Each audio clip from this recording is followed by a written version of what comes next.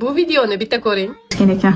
8 yoshli bolachi oyog'ida ikkita egizak ukasini uxlatib dars qilyapti. 8 yosh normalniy parta stolda o'tirib kitobni normalniy o'qib dars qilish kerak. U bola ertaga katta bo'lgandan keyin bilasizmi kimga aylanadi? Bizni qishloqda yoshlar bolaligidanoq dalaga chiqib ishlashni boshlaydi. Kun davomida mana shu ishlarni qiladi va vaqti ortsa kechqurun dars qiladi. Lekin aynan mana shu mani qishlog'imdan 90% yoshlar doim o'qishga kiradi. Nimaga bilasizmi? Chunki ular o'sha hayotni yaxshilashga harakat qiladi.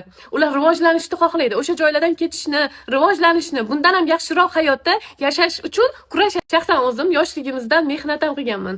Dalaga ham chiqqanman, singillarimga qarashga ham yordam berganman. Mollarimiz bor, ekinman, grant asosida o'qishga kirganman. Hozir o'zimni oilam bor, shaharda yashayman.